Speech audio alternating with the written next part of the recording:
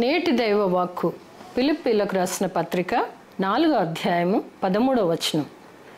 నన్ను బలపరచువాని యందే నేను సమస్తమును చేయగలను. ఈ వచనంలో చూస్తే బలం గురించి చూస్తున్నాం. అపోస్తలుడైన పౌలు గారు చాలా చక్కగా నేర్చుకున్న మనకు కూడా ఉపదేశిస్తున్నారు. పౌలు గారు నమ్మకము, విశ్వాసము, నిరీక్షణ కలిగి ఈ మాట అంటున్నారు. నన్ను బలపరచువాని అందే నేను సమస్తమును చేయగలను.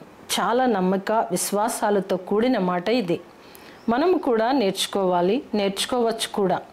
నా వల్ల కాదని అనుకోకూడదు. కానీ క్రీస్తు నాలో ఉన్నప్పుడు నన్ను బలపరచును కనుక సమస్తమును చేయగలను అని నేర్చుకోవాలి.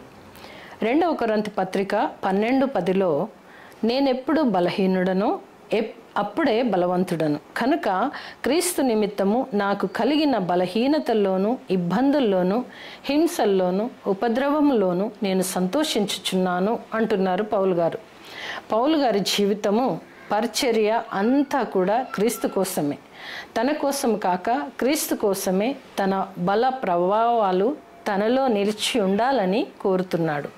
ఆ కారణాన్ని బట్టి బాధలను, కష్టాలను, ఉపద్రవములను అన్నింటినీ ఆనందంగా ఎదుర్కొంటున్నాడు. పౌలు గారు ఆధ్యాత్మిక శక్తి గురించి అనగా తనను సమర్థుడైన క్రీస్తు సేవకుడిగా తీర్చిదిద్దే శక్తి గురించి మాట్లాడుచున్నాడు. తనపై తాను ఆధారపడడం అనుకొని దేవదేవునిపై ఆధారపడినాడు.